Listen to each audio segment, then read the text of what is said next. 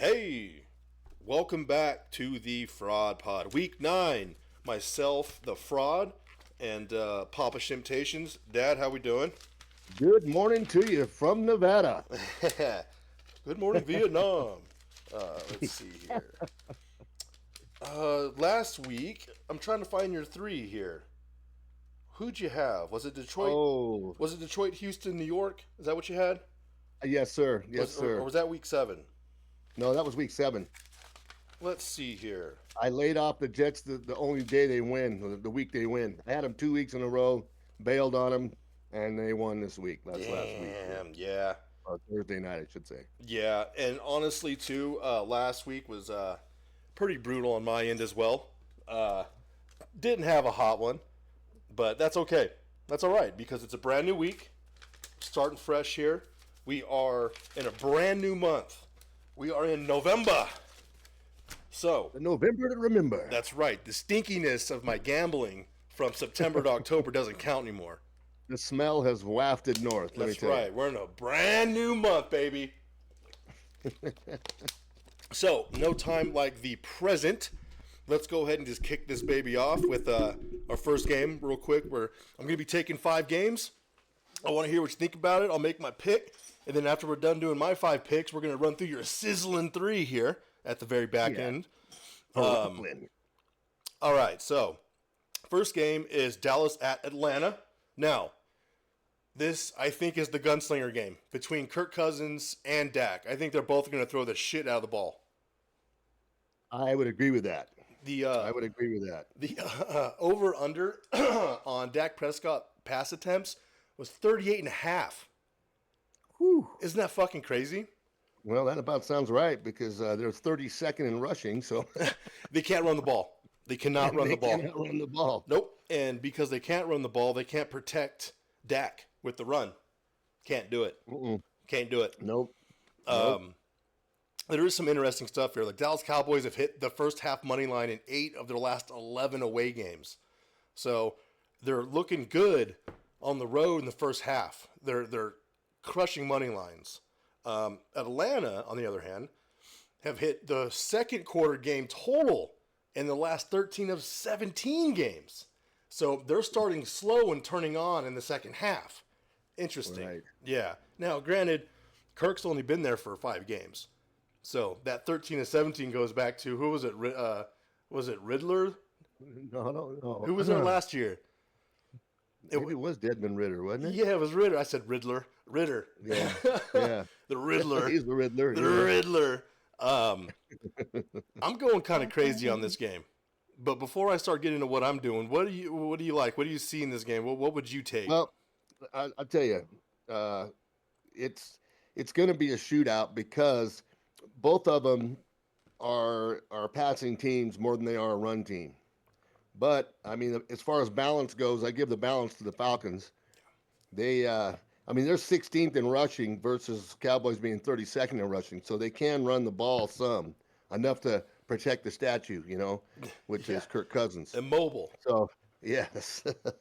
The other thing that's interesting is that their third down efficiencies are the same. They're both 10th, tied for 10th in third down efficiency. So that's going to also make a play in the game, and that's where that run game comes in. See, you can't see with Dallas, they're just going to stack the line and come after Dak because they're not going to run the ball. He's going to be throwing the ball. Right. Now, So I think that's going to be a key in this game. I will say, though, Atlanta does not sack the quarterback. Look, they do not get after the quarterback. I think that right there alone is going to help big time.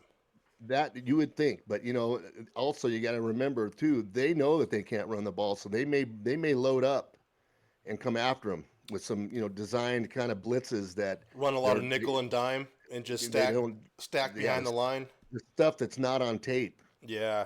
Tell you what, I went a little fucking crazy on this game. Okay? All right? Because it's a new month. We're starting clean. Dodgers won the World Series, baby. Woo! All is well. Doesn't matter what happens this year in football. I don't care. Dodgers won the World Series. I'm in good shape moving forward. I got a Shudo armor on. But with this game, I did get a little crazy, and I got 6 plays. I got, On this one game, I got folks. 6 fucking plays in this game. I am going hardcore Homer Simpson here and taking my team.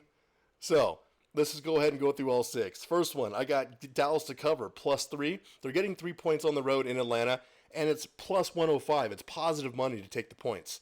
Taking that. I'm also taking CD Lamb over 7.5 receptions. This is the game where Dak feeds CD.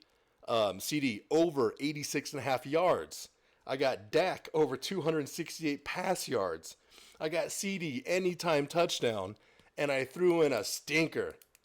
One that, because we were so bad at running the ball, I got Rico Dowdle anytime tutty. Oh. So I got 6 plays in that game alone. I'm Well, sure. you know that passing one is good because they're averaging 256 yards a game, so that's right in line with your 260. Right, and I figure Atlanta's going to score because our defense. I don't even think Parsons is still back yet. I think we're still we're still deficient on defense. So Yeah, you guys are hurt. You got 2 corners hurt, Yeah. and you got 2 D linemen hurt. Deron Bland's coming back, which will help our secondary. But Bijan Robinson is going to probably chew us up today. Yeah, that's the scary part of the game for Dallas. Yeah, I'm just hoping on a prayer here, but I got 6 plays in that game, so that's the wildness of that. You know, the other wild card on this thing too is Dallas is 31st in points allowed. See, that's what I'm saying. So the smart play, if I had a brain in this skull, I would just take the over 52. Right. But I didn't take it because I'm a fool. So I'm just gonna take these 6, and I'm gonna hope for the best. All right. Not only are you a fraud, you're a fool. I'm the fool fraud pod. All right, here. Let's move into our next one. Okay, next game, Denver at Baltimore. Baltimore is a 9-point favorite. That's a heavy favorite. They're at home. They dropped that game in Cleveland last week to jam Winston. Baltimore's going to be pissed. I'll tell you what, Shimp, why don't you go ahead? What do you like in this game? Well, I'll tell you what. I mean, on the cover, any way you look at it, right, left, upside down, forward, in depth, everything points to the Ravens in this game. Mm-hmm. I mean, the Ravens are 1st in rushing. They're 5th in passing, 46% third down efficiency. They are, however, 26th in points allowed. Little crack there, right? Denver is about in the middle of the pack with pretty much everything, although their passing games ranked way below. They're like 27th. Third down efficiency is not that well, but they are 3rd in points allowed. They got a defense. And they do have a mobile quarterback. Now, I'm not saying they're going to win the game, but I think this game is going to be a little closer than people anticipate. But I still think the Ravens are going to win the game, but I think it's going to be closer than everybody thinks. Right, and I think I agree with you on that. I think 9 is such a giant number. It's a big number. I'm looking up right now. I want to see what Baltimore's first half spread looks like, because I have a little stat here. The Baltimore Ravens have covered the first half spread in 14 of the last 22. So if you were to just bet the last 22 Baltimore Raven games, if you just took them first half spread, you're up 6.1 units. Mm-hmm. Oh, yeah. That's on the positive side. You know what that is? That's Derrick Henry. Well, this is of the last 22 games, though. Okay, well, yeah, that's going back That's to last Lamar. season. Yeah, well, that's Lamar, the running game, yes. And the defense.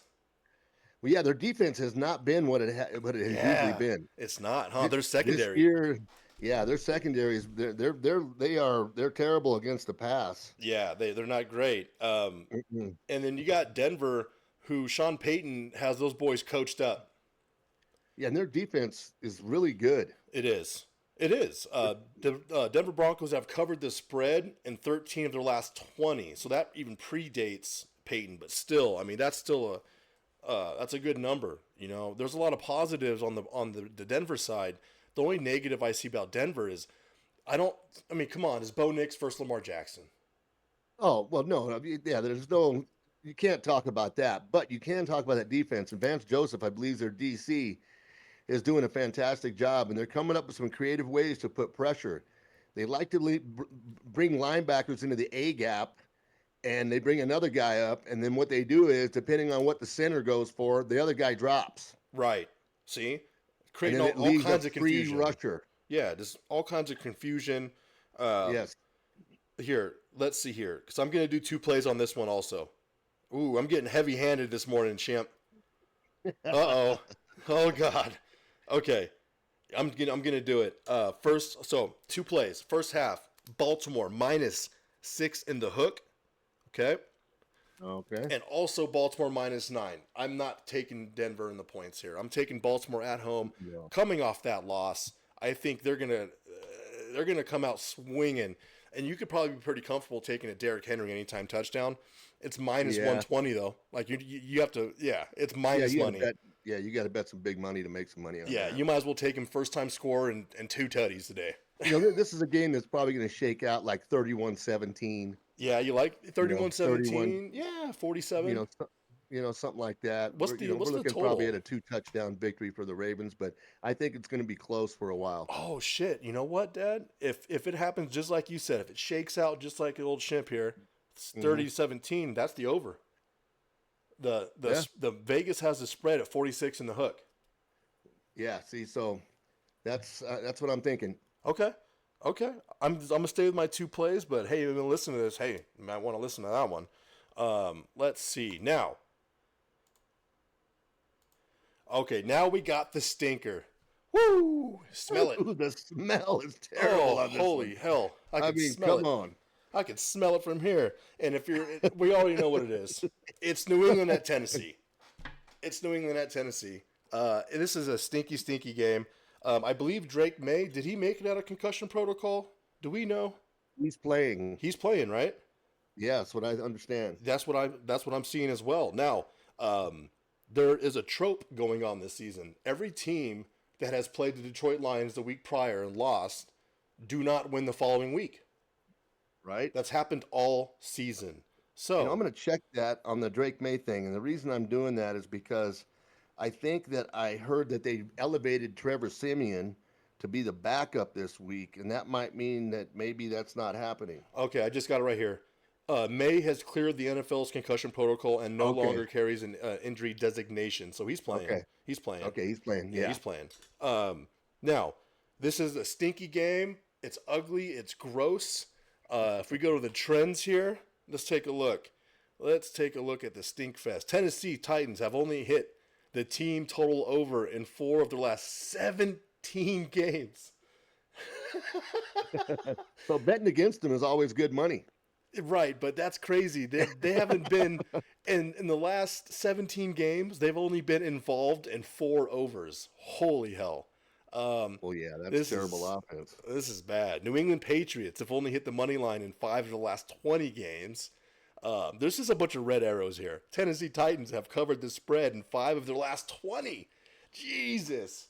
Oh, you don't make any money betting on the Titans spread. That you're down 10.5 units if you took that over those last 20 games. Well, I mean, you look at just a couple of metrics here on this game, okay? You look at the Patriots. They're 32nd in passing, 23rd in rushing. They're 21st in points allowed. Their third down efficiency is 35%, 3 out of 10. Okay, same thing with the Titans. They're 3 out of 10, 30% efficiency. Their passing game, 31st. Okay, their rush is 18th. This is an outhouse game, okay? This is the outhouse game. All right. Okay. All right. So with that said, I'm taking the over, baby. Let's fucking go. Let's get fucking crazy. It's so smelly and so stinky.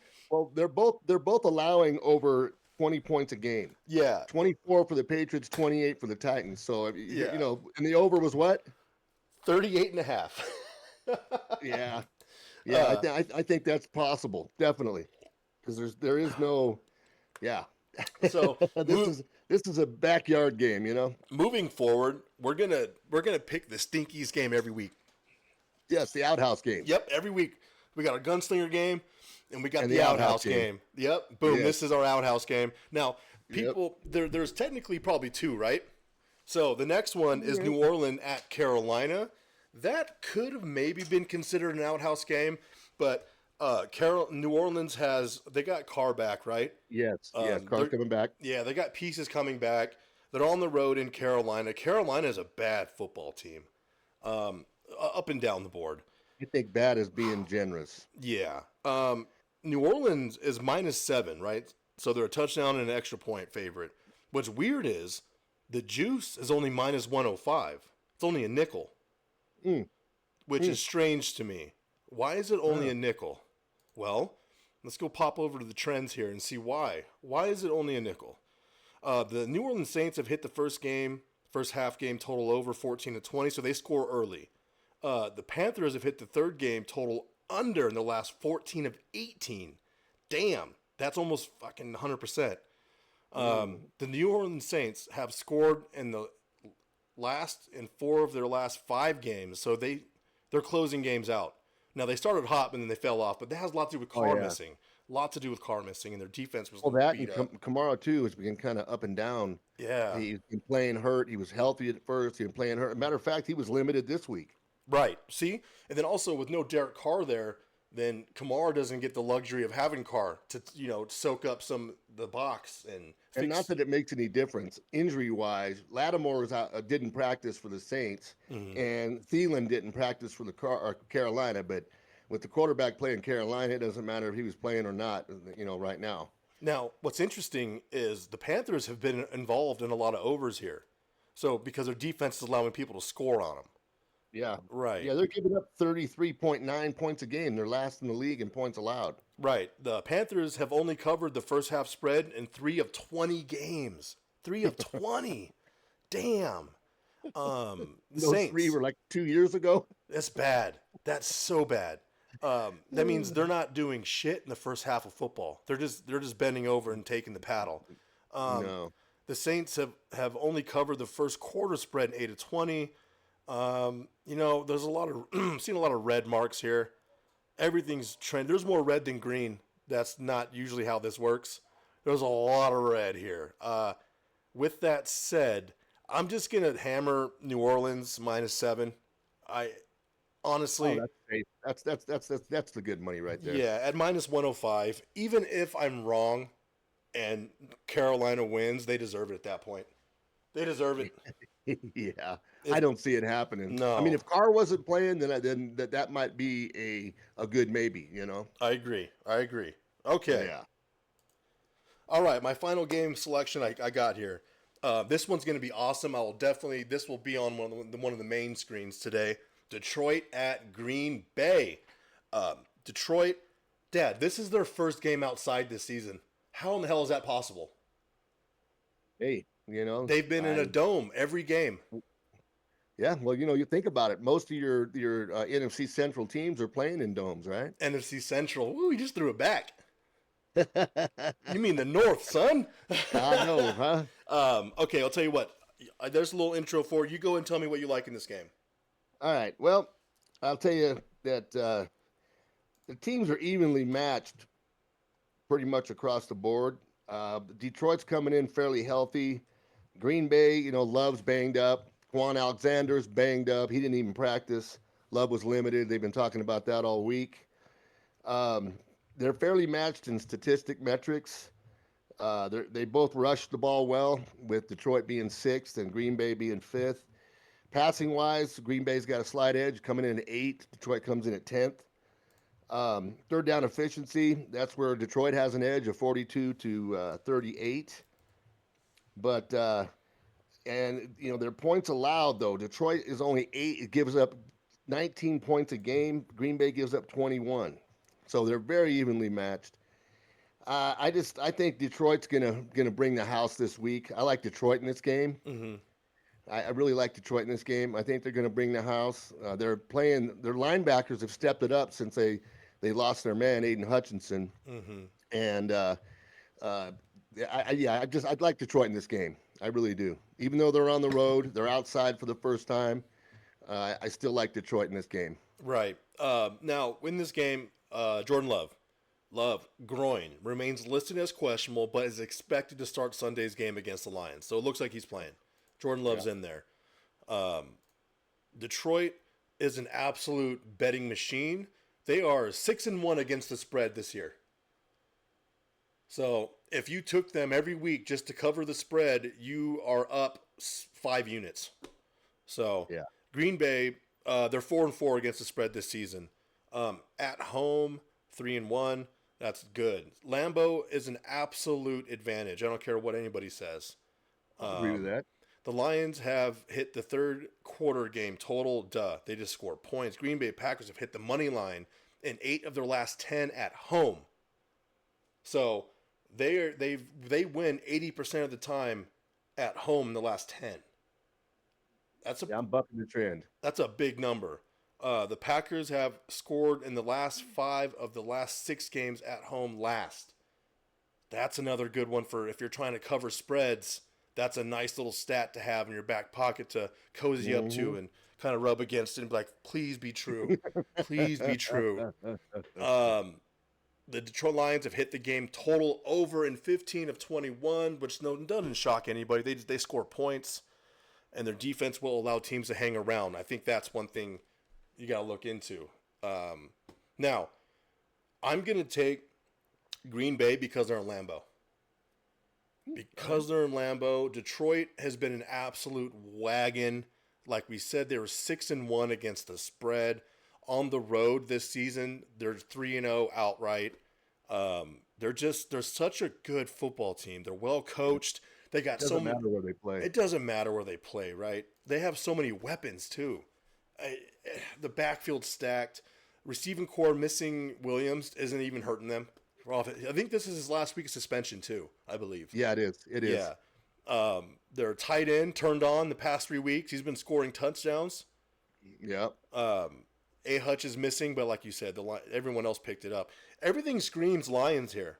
Everything screams Lions, and I've been bad. So I'm going to take Green Bay because my initial gut reaction was to take Detroit.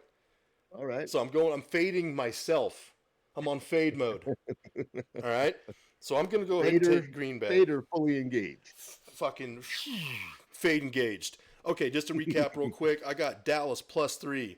Oh, yeah, I forgot. I got 6 of these on this one game. Dallas +3. CD over 7.5 receptions. CD over 86.5 yards. Dak over 68.5 pass yards. CD anytime tutty. And the stinkiest of stinky, Rico Dowdle anytime touchdown. I got Baltimore -9 for the game and also first half -6.5. So that's already 8 plays in 2 games. And then we can move on to the Stinker Fest, New England at Tennessee. I have the stinkiest over in history, 38.5. New Orleans at Carolina. I got New Orleans -7 at -105, so it's only a nickel. And then last game, Detroit at Green Bay. I got Green Bay at home taking the points at 2.5. Now, we got to pop over here. And, all right, here we go. I would be remiss if we didn't do Shimp's sizzling 3. We got to do the 3. He's been pretty hot. He has been. This is what our 3rd time doing this, I believe. And I believe so. Last time I checked, I believe you're 4-2. So you've been making people some money here with your sizzling 3. So let's go ahead. I'll tell you what. I'm just going to step off here for a second and let you go. What we'll be sizzling on. Okay. Well, I'll tell you. I like the Dolphins and 6.5 points. Okay. You're getting 6.5 points in Buffalo. I like that. I think that the stats are a little misleading because Tua was out for a while. Mm-hmm. They weren't looking real good. Like the passing stats are not all that good right now. They're 26 in the league, but that's missing Tua for those games, so that really doesn't count. Buffalo's balanced. They're 13th and 15th pass to rush, or 13th to 15th rush to pass. So they're good. The third down efficiencies are about the same. Points allowed, Buffalo is 6th. They're only allowing 18, and Miami is 16th with 22. But I like Miami in this game with those 6.5 points. I think they can keep it close enough to take care of them in that game. You heard it here first, folks. First one. All right. This second game here, I'm liking the Colts getting 5.5 against Minnesota. Ooh, on the road. We got Joe Flacco. Flinging Flacco playing this week for Colts. The Colts they're a pretty balanced team. They got good third down efficiency. They're 13th in points allowed. The Vikings are 7th in points allowed, and their third down efficiency as well is good. They do have Harrison Smith did not practice for the secondary for the Vikings, and Pittman was limited for the Colts. And they have a long list of injuries, but they're mainly some of their support people. But I like the Colts getting those 5.5 points at Minnesota. I think this is a trap game for a lot of people Ooh, I like because that. because with Flacco coming in, okay, he's just starting, blah blah blah. And I just think because Minnesota's kind of been on a slow downward trend, not a cliff, but a slow downward trend in their metrics. And I like the Colts at 5.5 points. Sizzling. We sizzling. All right, what's your third one? All right, third game. I like Tampa at Kansas City getting 9 points. Woo, Baker Mayfield getting I 9. like this. I like this game. 9 points. This is professional football, and I'm getting 9 points. You better know it. I All like right. it. I like it.